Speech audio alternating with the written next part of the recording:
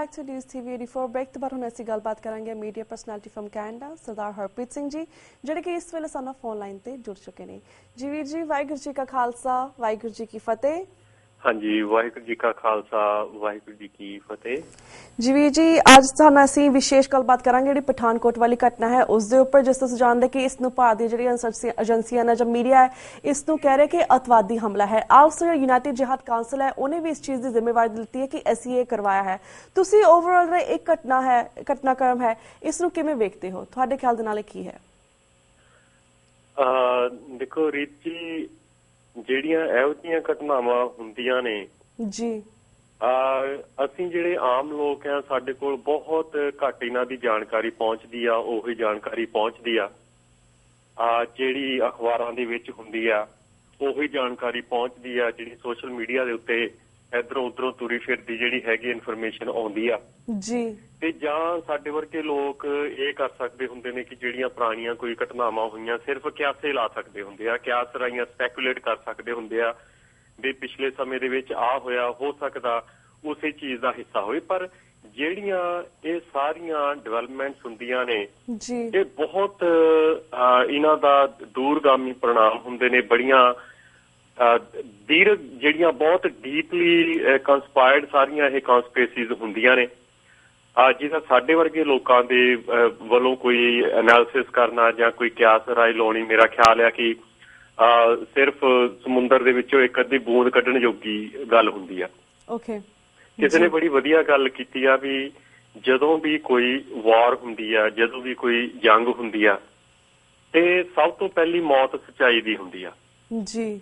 ਉਹ ਜਿੱਤਦਾ ਕਿਹੜਾ ਆ, ਬਾਰਡਰ ਦੇ ਕਿਹੜੇ ਪਾਸੇ ਜਿੱਤਦਾ, ਕਿਹੜਾ ਬੰਦਾ ਹਾਰਦਾ, ਕਿਉਂਕਿ ਇਹ ਹਾਰ ਜਿੱਤ ਸਾਰੀਆਂ ਰਿਲੇਟਿਵ ਟਰਮਸ ਨੇ ਜੀ। ਕੋਈ ਬੰਦਾ ਇਹ ਕਹਿੰਦਾ ਵੀ ਹਾਰ ਕੇ ਵੀ ਉਹ ਜਿੱਤਿਆ ਮਹਿਸੂਸ ਕਰਦਾ, ਕੋਈ ਬੰਦਾ ਜਿਹੜਾ ਜਿੱਤ ਕੇ ਵੀ ਉਹ ਹਾਰਿਆ ਮਹਿਸੂਸ ਕਰਦਾ।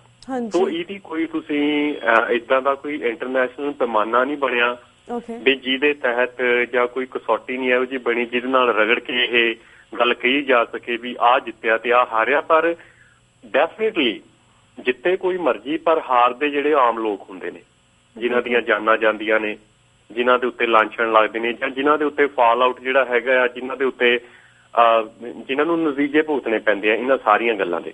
ਹਾਂਜੀ ਬਾਰਡਰ ਦੇ ਦੋਨੇ ਪਾਸੇ ਜਿਹੜੇ ਝੂਠ ਦੇ ਬਣਜਾਰੇ ਨੇ ਉਹ ਬਹੁਤ ਨੇ।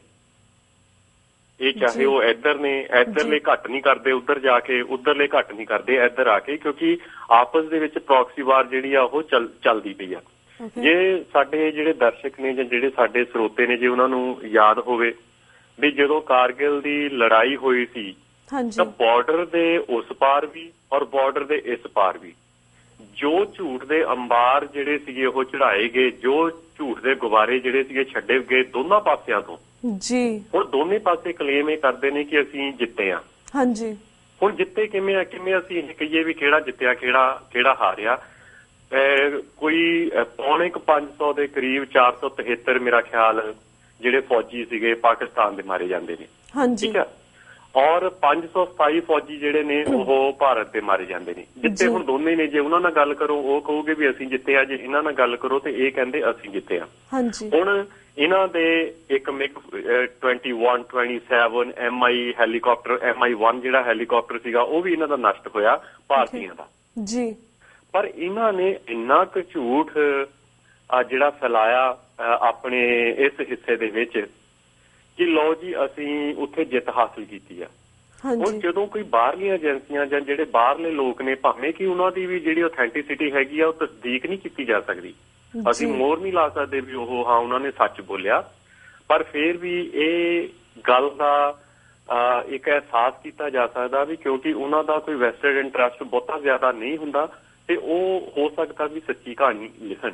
ਹੁਣ ਜਿਹੜਾ ਇਹਨਾਂ ਨੇ ਕਿਹਾ ਵੀ ਖਦੇੜ ਦਿੱਤੇ, ਦੇਖੋ 132 ਦੇ ਕਰੀਬ ਜਿਹੜੀਆਂ ਪਾਕਿਸਤਾਨ ਦੀਆਂ ਫੋਰਸਿਸ ਸੀਗੀਆਂ ਉਹ ਕਾਬਜ ਹੋਈਆਂ ਸੀ ਜਦੋਂ ਕਾਰਗਿਲ ਦੀ ਵਾਰ ਹੁੰਦੀ ਆ। ਹਾਂਜੀ ਤੇ ਉਹਨਾਂ ਦੇ ਵਿੱਚੋਂ ਸਿਰਫ ਕਿਤੇ ਆਉਂਦਾ ਆ 14, ਕਿਤੇ ਆਉਂਦਾ 12, ਕਿਤੇ ਆਉਂਦਾ 6 ਥਾਵਾਂ ਦੇ ਉੱਤੇ ਜਿਹੜੀ ਭਾਰਤੀ ਫੌਜਾਂ ਨੇ ਉਹ ਦੁਬਾਰਾ ਉਹਨਾਂ ਨੂੰ ਹਾਸਲ ਕਰ ਸਕੀਆਂ ਸੀ। ਸੋ ਕਹਿਣ ਦਾ ਮਤਲਬ ਵੀ ਹਾਰਿਆ ਕੌਣ?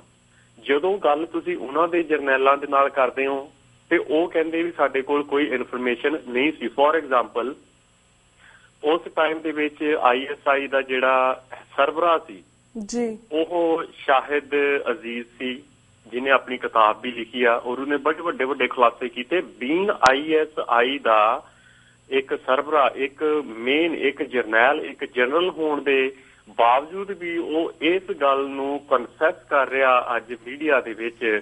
ਇਹ 2-3 ਸਾਲ ਪਹਿਲਾਂ ਦੀ ਮੈਂ ਗੱਲ ਇਹ ਕਰ ਰਿਹਾ, ਉਹਦੀ ਮੀਡੀਆ ਦੇ ਵਿੱਚ ਰਿਪੋਰਟਸ ਸਨ ਕਿ ਉਹਨਾਂ ਨੂੰ ਬਹੁਤ ਕੁਝ ਝੂਠ ਦੱਸਿਆ ਗਿਆ। ISI ਦਾ ਇੱਕ ਟੌਪ ਨੌਚ ਇੱਕ ਅਫੀਸ਼ੀਅਲ ਹੋਵੇ ਔਰ ਇਹ ਗੱਲ ਤਸਲੀਮ ਕਰੇ, ਇਸ ਗੱਲ ਨੂੰ ਉਹ ਐਡਮਿਟ ਕਰੇ ਵੀ ਭਾਈ ਮੇਰੇ ਕੋਲ ਇਨਫੋਰਮੇਸ਼ਨ ਬਹੁਤ ਘੱਟ ਗਈ ਸੀ, ਤੇ ਇਹ ਮੰਨਣਯੋਗ ਨਹੀਂ ਹੈਗੀ। ਮੈਂ ਫਿਰ ਗੱਲ ਸਿਰਫ ਇਹੀ ਕਹਿਣਾ ਵੀ ਕੌਣ ਜਿੱਤਿਆ ਕੌਣ ਹਾਰਿਆ, ਚਾਹੇ ਉਹ ਘਟਨਾ ਪਠਾਨਕੋਟ ਦੀ ਹੋਵੇ, ਚਾਹੇ ਉਹ ਘਟਨਾ ਜਿਹੜੀ ਬੰਬਈ ਦੀ ਹੋਵੇ, ਚਾਹੇ ਉਹ ਘਟਨਾ ਜਿਹੜੇ ਨੇ ਸਮਝੌਤਾ ਐਕਸਪ੍ਰੈਸ ਦੇ ਵਿੱਚ ਬੰਬ ਫਟੇ ਹੋਣ। ਮੇਰੇ ਆਪਾਂ ਇਹਨਾਂ ਨੂੰ ਨਖੇੜ ਕੇ ਨਾ ਦੇਖੀਏ ਵੀ ਇਹ ਪਠਾਨਕੋਟ 'ਚ ਹੋ ਗਈ, ਉਹ ਜੰਮੂ ਕਸ਼ਮੀਰ 'ਚ ਹੋ ਗਈ, ਉਹ ਇਸਲਾਮਾਬਾਦ 'ਚ ਹੋ ਗਈ, ਜਾਂ ਉਹ ਜਿਹੜੀ ਹੈਗੀ ਆ ਉਹ ਮੁੰਬਈ ਦੇ ਵਿੱਚ ਹੋ ਗਈ। ਇਹਨਾਂ ਦੇ ਪਿੱਛੇ ਜਿਹੜਾ ਉਹ ਕੰਮ ਕਰ ਰਹੇ ਨੇ, ਚਾਹੇ ਸਰਹੱਦ ਦੇ ਇਸ ਪਾਰ ਆ ਤੇ ਚਾਹੇ ਸਰਹੱਦ ਦੇ ਉਸ ਪਾਰ ਆ, ਇਹ ਉਹ ਲੋਕ ਨੇ ਜਿਹੜੇ ਓਵਰ ਐਂਬੀਸ਼ੀਅਸ ਨੇ, ਜਿਨ੍ਹਾਂ ਦਾ ਸਾਰਾ ਦਾਰੋ ਮਿਆਰ ਹੀ ਜਿਹੜਾ ਹੈਗਾ ਆ ਜੰਗਾਂ ਦੇ ਉੱਤੇ ਆ ਵੀ ਇਹਨਾਂ ਦੇ ਸਿੰਘ ਫਸਣ, ਲੋਕੀ ਮਰਨ, ਸਾਡੀ ਜਿਹੜੀਆਂ ਹੈਗੀਆਂ ਦੁਕਾਨਾਂ ਜਿਹੜੀਆਂ ਉਹ ਚੱਲਦੀਆਂ ਰਹਿਣ। ਦੋਨੇ ਪਾਸੇ ਦੀ ਇਹ ਗੱਲ ਆ। ਹੁਣ ਇਹੀ ਗੱਲ ਜਿਹੜੀ ਹੈਗੀ ਆ ਉਹ ਬਾਰਡਰ ਦੇ ਇਸ ਪਾਰ ਵੀ ਇਹੀ ਗੱਲਾਂ ਕਹਿ ਰਹੇ ਨੇ ਕਿ ਜਿਹੜੀਆਂ ਅਸੀਂ ਇਨਫੋਰਮੇਸ਼ਨ ਦਿੱਲੀ ਨੂੰ ਭੇਜੀ ਜੀ, ਉਹਨਾਂ ਦੇ ਵਿੱਚ ਬ੍ਰਿਗੇਡੀਅਰ ਸੁਰਿੰਦਰਪਾਲ ਸਿੰਘ, ਔਰ ਇਹ ਚੈਲੰਜ ਕਰਕੇ ਉਹ ਕਹਿ ਰਿਹਾ, ਇੱਕ ਮੇਰਾ ਖਿਆਲ ਕੋਈ ਲੈਫਟੀਨੈਂਟ ਕਰਨਲ ਸੀਗਾ, ਕੋਈ ਮੇਰੇ ਖਿਆਲ ਮਿਸਟਰ ਕਿਸ਼ਨ ਸੀਗਾ, ਉਹ ਵੀ ਇਹ ਗੱਲ ਡੰਕੇ ਦੀ ਚੋਟ ਦੇ ਉੱਤੇ ਕਹਿ ਰਿਹਾ ਵੀ ਜਿਹੜੀ ਅਸੀਂ ਇਨਫੋਰਮੇਸ਼ਨ ਭੇਜੀ ਸੀ, ਜਿਹੜੇ ਸਾਨੂੰ ਆਰਡਰ ਆਏ ਸੀਗੇ, ਉਹ ਆਪਸ ਦੇ ਵਿੱਚ ਮੇਲ ਨਹੀਂ ਸੀ ਕਰਦੇ। ਔਰ ਉਹ ਗੱਲ ਇਹ ਕਹਿੰਦੇ ਨੇ ਕਿ ਇਹ ਕੋਈ ਵੀ ਕਮੇਟੀ ਹੋਵੇ, ਕੋਈ ਵੀ ਫੌਜ ਦੀ ਜਾਂ ਕੋਈ ਵੀ ਸਿਵਲ ਕਮੇਟੀ ਬਣੇ, ਉਹ ਉਹਨਾਂ ਦੇ ਅੱਗੇ ਇਹਨਾਂ ਗੱਲਾਂ ਦੇ ਖੁਲਾਸੇ ਕਰਨਗੇ ਸਬੂਤਾਂ ਦੇ ਸਮੇਤ। ਜੇਕਰ ਉਹ ਇਹ ਗੱਲਾਂ ਕਹਿ ਰਹੇ ਨੇ ਕਿ ਸਬੂਤਾਂ ਦੇ ਸਮੇਤ ਅਸੀਂ ਇਹ ਸਾਰੀਆਂ ਗੱਲਾਂ ਦੇ ਖੁਲਾਸੇ ਕਰਾਂਗੇ ਤਾਂ ਅਸੀਂ ਸਹਿਜੇ ਅਨੁਮਾਨ ਲਗਾ ਸਕਦੇ ਹਾਂ ਕਿ ਉਹਨਾਂ ਕੋਲ ਕਿੰਨੀ ਕੁ ਠੋਸ ਜਾਣਕਾਰੀ ਹੋਊਗੀ। ਹੁਣ ਉਹ ਵੀ ਇਹ ਕਹਿ ਰਹੇ ਨੇ ਕਿ ਜਿਹੜੀਆਂ ਸਾਨੂੰ ਇਨਫੋਰਮੇਸ਼ਨਾਂ ਭੇਜੀਆਂ ਗਈਆਂ, ਜਿਹੜੇ ਉੱਥੇ ਲੜ ਰਹੇ ਨੇ ਜਿਹੜੇ ਲੋਕੀ, ਉਹਨਾਂ ਨੂੰ ਗਲਤ ਇਨਫੋਰਮੇਸ਼ਨਾਂ ਜਿਹੜੀਆਂ ਹੈਗੀਆਂ ਉੱਥੇ ਗਈਆਂ ਨੇ। ਔਰ ਇਹੀ ਚੀਜ਼ਾਂ ISI ਜਿਹੜੀ ਹੈਗੀ ਆ ਉਹ ਕਹਿ ਰਹੀ ਆ, ਉਹਨਾਂ ਦੇ ਜਿਹੜੇ ਮੋਢੀ ਲੋਕ ਨੇ ਜਾਂ ਜਿਹੜੇ ਉਹਨਾਂ ਦੇ ਜਰਨੈਲ ਨੇ ਉਹ ਇਹ ਕਹਿ ਰਹੇ ਨੇ ਜੀ। ਫਿਰ ਜੇਕਰ ਉਹਨਾਂ ਨੂੰ ਇਹਨਾਂ ਗੱਲਾਂ ਦਾ ਕੋਈ ਵੀ ਨੌਲੇਜ ਨਹੀਂ ਹੈਗੀ, ਸੂਚਨਾ ਨਹੀਂ ਹੈਗੀ, ਤੇ ਫਿਰ ਜਿਹੜੇ ਸਾਡੇ ਵਰਗੇ ਬੰਦੇ ਨੇ ਜਿਹੜੇ ਕੰਪਿਊਟਰ ਦੇ ਅੱਗੇ ਬੈਠ ਕੇ ਸਿਰਫ ਕਦੀ ਆਹ ਖਬਰ ਪੜ੍ਹ ਲਈ, ਕਦੀ ਉਹ ਖਬਰ ਪੜ੍ਹ ਲਈ, ਇਹਨਾਂ ਦੇ ਖੁਲਾਸੇ ਕੀ ਕਰ ਸਕਦੇ ਨੇ ਜਾਂ ਇਹਨਾਂ ਦੇ ਬਾਰੇ ਕਿਹੜੀ ਗੱਲ ਕਹੀ ਜਾ ਸਕਦੀ ਹੈ। ਪਰ ਹੁਣ ਜਿਹੜੇ ਬਾਜ਼ਾਰ ਗਰਮ ਨੇ ਉਹ ਦੋਨੇ ਪਾਸੇ ਇਹ ਨੇ, ਜੇ ਤੁਸੀਂ ਆਪਣੀਆਂ ਖਬਰਾਂ ਲਾ ਲਓ ਤੇ ਉਹਨਾਂ ਦੇ ਵਿੱਚ ਉਤਾਰੂ ਹੋਏ ਪਏ ਨੇ, ਖਾਸ ਕਰਕੇ ਜਿਹੜਾ ਭਾਰਤੀ ਮੀਡੀਆ ਉਹ ਇਹ ਗੱਲਾਂ ਕਹਿ ਰਿਹਾ ਵੀ ਨਹੀਂ, ਪਾਕਿਸਤਾਨ ਦੇ ਨਾਲ ਜਿਹੜੇ ਮੁਜ਼ਾਕਰਾਤ ਨੇ, ਪਾਕਿਸਤਾਨ ਦੇ ਨਾਲ ਜਿਹੜੀ ਗੱਲਬਾਤ ਆ, ਪਾਕਿਸਤਾਨ ਦੇ ਨਾਲ ਜਿਹੜੇ ਰਿਲੇਸ਼ਨ ਆ ਤੋੜ ਲੈਣੇ ਚਾਹੀਦੇ ਨੇ ਜੀ, ਤੋੜ ਲੈਣੇ ਚਾਹੀਦੇ, ਉੱਥੇ ਲੜਾਈ ਹੋਣੀ ਚਾਹੀਦੀ ਆ। ਉਹਨਾਂ ਦਾ ਇਹੀ ਗੱਲ ਆ ਵੀ ਜਿਹੋ ਜਿਹਾ ਉਹਨਾਂ ਨੇ ਸਵਾਲ ਕੀਤਾ ਉਹੋ ਜਿਹੇ ਉਹਨਾਂ ਨੂੰ ਜਵਾਬ ਦਿੱਤਾ ਜਾਵੇ। ਟਿਟ ਫੋਰ ਟੈਟ ਦੀ ਜਿਹੜੀ ਹੈਗੀ ਆ ਉਹ ਇਹ ਕਹਿ ਰਹੇ ਨੇ ਕਿ ਕੋਈ ਉੱਦਾਂ ਦਾ ਰਵੱਈਆ ਜਿਹੜਾ ਉਹ ਕੀਤਾ ਜਾਵੇ। ਹੁਣ ਜਿਹੜੇ ਅਦਿੱਤਿਆ ਆਨੰਦ ਵਰਗੇ ਜਿਹੜੇ ਈਸਟ ਵਾਲੇ ਪਾਸੇ ਜਾ ਕੇ ਬਹੁਤ ਬੜੇ ਵੱਡੇ ਪਰਚਮ ਚੱਕਦੇ ਨੇ ਵੀ ਫੌਜ ਨੂੰ ਹਟਾ ਦਿਓ ਤੇ ਅਸੀਂ 3 ਘੰਟਿਆਂ ਦੇ ਵਿੱਚ, ਕੋਈ ਕਹਿੰਦਾ ਅਸੀਂ 2 ਦਿਨਾਂ ਦੇ ਵਿੱਚ ਅਸੀਂ ਸਾਰਾ ਜਿਹੜਾ ਟੈਰਰਿਜ਼ਮ ਖਤਮ ਕਰ ਦੇਵਾਂਗੇ। ਮੈਂ ਕਹਿੰਦਾ ਹੁਣ ਹਟਾ ਦੇਣਾ ਚਾਹੀਦਾ। ਹੁਣ ਇਹਨਾਂ ਨੂੰ ਅਦਿੱਤਿਆ ਆਨੰਦ ਵਰਗਿਆਂ ਨੂੰ, ਜਿਹੜੇ ਤਵੱਸਦੀ ਨੇ, ਜਿਹੜੇ ਹਿੰਦੂਤਵੀ ਅੱਤਵਾਦੀ ਨੇ, ਉਹਨਾਂ ਨੂੰ ਅੱਗੇ ਕਰ ਦੇਣਾ ਚਾਹੀਦਾ ਕਿ ਹੁਣ ਆਓ, ਉਹ ਉਧਰ ਟੈਰਰਿਜ਼ਮ ਪਣਪ ਰਿਹਾ ਪੂਰਾ, ਤੇ ਤੁਸੀਂ ਆ ਕੇ ਆਪਣੀਆਂ ਜਿਹੜੀਆਂ ਸ਼ਹਾਦਤਾਂ ਦਿਓ, ਆਪਣੀਆਂ ਸ਼ਹੀਦੀਆਂ ਦਿਓ ਤੇ ਆਪਣੇ ਨਾਂ ਜਿਹੜੇ ਨੇ ਉਹ ਮਨਾਰਾਂ ਦੇ ਉੱਤੇ ਲਵਾਓ ਵੀ ਹਾਂ ਜੀ ਆਹ ਸ਼ਹੀਦ ਅਦਿੱਤਿਆ ਆਨੰਦ ਹੈਗਾ, ਆਹ ਸ਼ਹੀਦ ਫਲਾਨਾ ਹੈਗਾ, ਢਿੰਗਰਾ ਹੈਗਾ। ਪਰ ਹੁਣ ਉਹਨਾਂ ਨੇ ਕੋਈ ਬਹੁਤੀ ਗੱਲ ਕੁਸਕਣੀ ਨਹੀਂ। ਪਰ ਮੀਡੀਆ ਦੇ ਵਿੱਚ ਇਹ ਗੱਲਾਂ ਆ ਰਹੀਆਂ ਨੇ, ਇੱਕ ਫਿਸ਼ ਮਾਰਕੀਟ ਜਿਹੜੀ ਹੈਗੀ ਆ ਉਹ ਬਣੀ ਪਈ ਆ ਉੱਥੇ, ਜਿਨ੍ਹਾਂ ਦੇ ਵਿੱਚ ਹਰ ਇੱਕ ਬੰਦਾ ਆਪਣੇ ਆਪ ਨੂੰ ਡਿਫੈਂਡ ਕਰਦਾ। ਉਹੀ ਮੋਦੀ ਜਿਹੜਾ ਜਦੋਂ ਆਪੋਜੀਸ਼ਨ ਦੇ ਵਿੱਚ ਸੀ ਤੇ ਉਦੋਂ ਉਹ ਇਹ ਕਹਿੰਦਾ ਹੈਗਾ ਕਿ ਪਾਕਿਸਤਾਨ ਦੇ ਨਾਲ ਕੋਈ ਸਬੰਧ ਨਹੀਂ ਰੱਖਣਾ ਚਾਹੀਦਾ, ਔਰ ਉਸੇ ਪਾਰਟੀ ਦੀ ਸੁਸ਼ਮਾ ਸਵਰਾਜ ਕਦੀ ਉੱਧਰ ਜਾ ਕੇ ਕੈਂਡਲ ਲਾਈਟ ਡਿਨਰ ਕਰਦੀ ਆ, ਕਦੀ ਜਿਹੜਾ ਮੋਦੀ ਆ ਉਹ 3-3 4-4 ਵਾਰੀ ਕਈ ਵਾਰੀ ਜਾ ਚੁੱਕਾ ਕਈ ਵਾਰੀ ਜਾ ਚੁੱਕਾ ਇਹਨਾਂ ਮਸਲਿਆਂ ਦੇ ਉੱਤੇ ਗੱਲਬਾਤ ਕਰਨ ਲਈ। ਹੁਣ ਇਹ ਵੀ ਗੱਲ ਕੋਈ ਲੁਕਵੀਂ ਛੁਪਵੀਂ ਨਹੀਂ ਹੈਗੀ ਕਿ ਜਿੰਨੀ ਵਾਰ ਵੀ ਇਹ ਕੋਸ਼ਿਸ਼ ਕੀਤੀ ਗਈ ਦੋਵੇਂ ਮੁਲਕਾਂ ਦੇ ਸਬੰਧ ਸੁਧਾਰਨ ਦੀ 19 ਵਾਰ ਇਹ ਜਿਹੜੀਆਂ ਚੀਜ਼ਾਂ ਜਿਹੜੀਆਂ ਨੇ ਉਹ ਹੋਈਆਂ ਨੇ। ਜਾਂ ਤਾਂ ਅਸੀਂ ਇਹ ਕਹਿ ਸਕਦੇ ਹਾਂ ਕਿ ਦੋਨੇ ਪਾਸੇ ਤੋਂ ਜਿਹੜੀ ਪੋਲੀਟੀਕਲ ਵਿਲ ਹੈਗੀ ਆ ਉਹ ਇਹ ਨਹੀਂ ਚਾਹੁੰਦੀ ਕਿ ਉਹਨਾਂ ਦੇ ਵਿੱਚ ਉਹਨਾਂ ਮੁਲਕਾਂ ਦੇ ਵਿੱਚ ਸ਼ਾਂਤੀ ਹੋਵੇ, ਕਿਉਂਕਿ ਜੇਕਰ ਸ਼ਾਂਤੀ ਹੋਊਗੀ ਫਿਰ ਜਿਹੜੀਆਂ ਇਹਨਾਂ ਦੀਆਂ ਦੁਕਾਨਾਂ ਨੇ ਉਹ ਬੰਦ ਹੋਣਗੀਆਂ। ਜਿਹੜੇ ਇਹ ਲੀਡਰ ਨੇ ਚਾਹੇ ਭਾਰਤ ਦੇ ਵਿੱਚ ਨੇ ਚਾਹੇ ਪਾਕਿਸਤਾਨ ਦੇ ਵਿੱਚ ਨੇ, ਉਹਨਾਂ ਲੀਡਰਾਂ ਦੀਆਂ ਜਿਹੜੀਆਂ ਦੁਕਾਨਾਂ ਨੇ ਬੰਦ ਹੋਣੀਆਂ ਨੇ, ਚਾਹੇ ਉਹ ਉੱਧਰ ਨੇ। ਜਦੋਂ ਉਹ ਪਾਵਰ ਦੇ ਵਿੱਚ ਨਹੀਂ ਹੁੰਦੇ ਫਿਰ ਹਮੇਸ਼ਾ ਲੋਕਾਂ ਦੀਆਂ ਗੱਲਾਂ ਕਰਦੇ ਨੇ, ਤੇ ਜਦੋਂ ਉਹ ਪਾਵਰ ਦੇ ਵਿੱਚ ਆ ਜਾਂਦੇ ਨੇ, ਚਾਹੇ ਉਹ ਸਿਵਲ ਐਡਮਿਨਿਸਟ੍ਰੇਸ਼ਨ ਹੋਵੇ ਚਾਹੇ ਉਹ ਮਿਲਟਰੀ ਐਡਮਿਨਿਸਟ੍ਰੇਸ਼ਨ ਹੋਵੇ, ਚਾਹੇ ਭਾਰਤ ਦੀ ਤੇ ਚਾਹੇ ਪਾਕਿਸਤਾਨ ਦੀ, ਜਦੋਂ ਉਹ ਪਾਵਰ ਦੇ ਵਿੱਚ ਆਉਂਦੇ ਨੇ ਤੇ ਫਿਰ ਉਹਨਾਂ ਦੀ ਕੋਸ਼ਿਸ਼ ਇਹੀ ਹੁੰਦੀ ਹੈ ਕਿ ਜਿਹੜਾ ਸਟੇਟਸ ਕੋ ਹੈਗਾ ਉਹ ਉਸੇ ਤਰੀਕੇ ਦੇ ਨਾਲ ਬਰਕਰਾਰ ਰਵੇ, ਵੀ ਉਹਨਾਂ ਮੁਲਕਾਂ ਦੇ ਵਿੱਚ ਸ਼ਾਂਤੀ ਨਾ ਹੋਵੇ ਤਾਂ ਵੀ ਸਾਡੇ ਵਿੱਚ ਜਿਹੜੇ ਸਾਡੀ ਵੋਟਾਂ ਦਾ ਸਿਲਸਿਲਾ ਇੱਕ ਡਰ ਸਹਿਮ ਵਾਲੀ ਜਿਹੜੀ ਰਾਜਨੀਤੀ ਆ ਉਹ ਚੱਲਦੀ ਰਵੇ।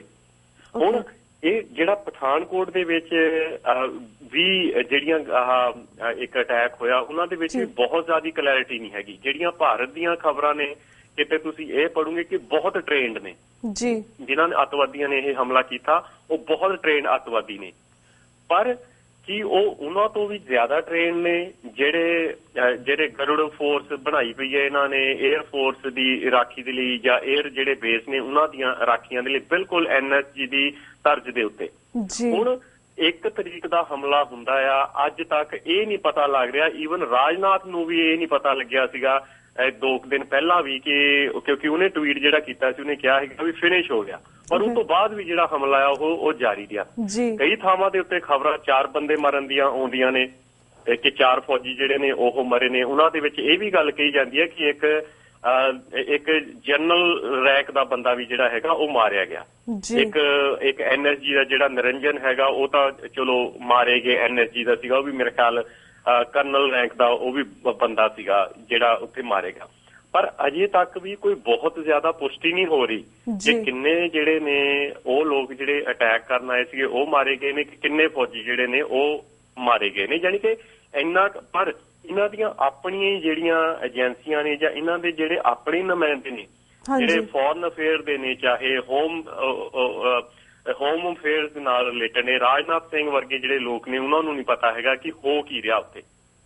ਸੋ ਇਹ ਬਹੁਤ ਵੱਡਾ, ਮੇਰੇ ਹਿਸਾਬ ਦੇ ਨਾਲ ਸਿਰਫ ਤੇ ਸਿਰਫ ਇੱਕ ਬਹੁਤ ਵੱਡਾ ਘਾਮ ਵਾਲਾ ਇੱਕ ਬਹੁਤ ਵੱਡੀ ਕਨਸਪੀਰੇਸੀ ਚੱਲ ਰਹੀ ਹੈ। ਜਿਵੇਂ ਪਹਿਲਾਂ ਕਿਹਾ ਕਿ 1999 ਦਾ ਜਿਹੜਾ ਕਾਰਗਿਲ ਜੰਗ ਹੁੰਦਾ ਉਹ 1998 ਦੀਆਂ ਜਿਹੜੀਆਂ ਵਾਜਪਾਈ ਦੀਆਂ ਪਾਕਿਸਤਾਨ ਦੇ ਵਿੱਚ ਜਾਂ ਈਵਨ ਕੋਲੰਬੋ ਦੇ ਵਿੱਚ ਜਦੋਂ ਇਹਨਾਂ ਦੀਆਂ ਮੀਟਿੰਗਾਂ ਹੋਈਆਂ ਪਾਕਿਸਤਾਨ ਦੀਆਂ ਤੇ ਭਾਰਤ ਦੀਆਂ, ਉਹਨਾਂ ਤੋਂ ਬਾਅਦ ਜਿਹੜਾ ਹੈਗਾ ਕਾਰਗਿਲ ਜਿਹੜਾ ਉਹ ਅੰਜਾਮ ਦਿੱਤਾ ਜਾਂਦਾ। ਉਸ ਤੋਂ ਬਾਅਦ ਜਦੋਂ ਮਨਮੋਹਨ ਸਿੰਘ ਹੁੰਦਾ ਉਹ ਉਹਦੇ ਨਾਲ ਕੋਸ਼ਿਸ਼ਾਂ ਕਰਦਾ ਪਾਕਿਸਤਾਨ ਦੇ ਨਾਲ ਹੱਥ ਵਧਾਉਣ ਦੀਆਂ, ਤੇ ਉਦੋਂ ਮੁੰਬਈ ਦੇ ਜਿਹੜੇ ਹੈਗੇ ਨੇ ਅਟੈਕ ਹੁੰਦੇ ਨੇ। ਹੁਣ ਫਿਰ ਉਹੀ ਸਿਲਸਿਲਾ ਜਿਹੜਾ ਹੈਗਾ ਆ ਚੱਲਣ ਲੱਗਾ ਸੀਗਾ, ਤੇ ਆਹੀ ਚੀਜ਼ਾਂ ਜਿਹੜੀਆਂ ਹੈਗੀਆਂ, ਆਹ ਡਰਾਮੇ ਜਿਹੜੇ ਹੈਗੇ ਨੇ ਉਹ ਅੱਗੇ ਸਾਡੇ ਸਾਹਮਣੇ ਆ ਰਹੇ ਨੇ। ਹੁਣ ਮੈਨੂੰ ਇਹ ਲੱਗਦਾ ਕਿ ਸਿਰਫ ਸਾਡੀਆਂ ਟਿੱਪਣੀਆਂ ਤੋਂ ਇਲਾਵਾ ਨਾ ਜਿਹੜੇ ਆਮ ਲੋਕੀ ਵੀ ਨੇ ਉਹ ਵੀ ਆਪਣੇ ਵੱਖਰੇ ਵੱਖਰੇ ਐਂਗਲ ਤੋਂ ਆਪਣਾ ਜਿਹੜਾ ਦ੍ਰਿਸ਼ਟੀਕੋਣ ਜਿਹੜਾ ਉਹ ਉਹਨਾਂ ਨੂੰ ਡਿਵੈਲਪ ਕਰਨਾ ਚਾਹੀਦਾ, ਕਿਉਂਕਿ ਮੇਰੀ ਸੋਚ ਵੀ ਬੜੇ ਸੀਮਤ ਜੇ ਸਾਧਨਾਂ ਤੱਕ ਸੀਮਤ ਹੈ ਵੀ ਮੇਰੀ ਵੀ, ਔਰ ਇਸੇ ਤਰੀਕੇ ਦੇ ਨਾਲ ਕੋਈ ਦੂਸਰੇ ਜਿੰਨੀਆਂ ਕੁ ਚੀਜ਼ਾਂ ਮੈਂ ਇਹ ਲੱਭ ਸਕਿਆ, ਮੈਨੂੰ ਇਹ ਲੱਭਿਆ ਵੀ ਇਹ ਬੜਾ ਇੱਕ ਵਿਸ਼ੇਸ਼ ਜਿਹਾ ਸਾਈਕਲ ਆ, ਬੜੀ ਇੱਕ ਘੁੰਮਣ ਘੇਰੀ ਆ ਜਿਹਦਾ ਕੋਈ ਅੰਤ ਨਹੀਂ, ਜਿਹਦਾ ਕੋਈ ਅਥਾਹ ਨਹੀਂ। ਤੇ ਜੇਕਰ ਇੱਕ ਗੱਲ ਸਾਹਮਣੇ ਆਉਂਦੀ ਆ ਤੇ ਉਹ ਸਿਰਫ ਇਹੀ ਆਉਂਦੀ ਆ ਕਿ ਇਹਨਾਂ ਘਟਨਾਵਾਂ ਦੇ ਵਿੱਚ ਜੇ ਸਭ ਤੋਂ ਜ਼ਿਆਦਾ ਫਾਇਦਾ ਪਹੁੰਚਦਾ ਆ ਤੇ ਉਹ ਜਾਂ ਬਿਊਰੋਕ੍ਰੇਸੀ ਨੂੰ ਪਹੁੰਚਦਾ ਜਾਂ ਜਿਹੜੇ ਉੱਪਰਲੀਆਂ ਪੋਜੀਸ਼ਨਾਂ ਦੇ ਉੱਤੇ, ਚਾਹੇ ਉਹ ਲੀਡਰ ਨੇ, ਚਾਹੇ ਉਹ ਫੌਜ ਦੇ ਵਿੱਚ ਉੱਚੇ ਅਹੁਦਿਆਂ ਦੇ ਉੱਤੇ ਅਫਸਰ ਨੇ, ਤੇ ਚਾਹੇ ਉਹ ਜਿਹੜੇ ਬਿਊਰੋਕਰੈਟ ਨੇ ਉਹਨਾਂ ਨੂੰ ਹੀ ਹੋ ਰਿਹਾ। ਆਮ ਲੋਕੀ ਜਿਹੜੇ ਨੇ ਵਿਚਾਰੇ ਉਹ ਮੂਰਖ 1947 ਤੋਂ ਹੀ ਬਣਦੇ ਆ ਰਹੇ ਨੇ ਸਰਹੱਦਾਂ ਦੇ ਦੋਨੇ ਪਾਸੇ। ਬਿਲਕੁਲ ਬਿਲਕੁਲ ਵੀਰ ਜੀ।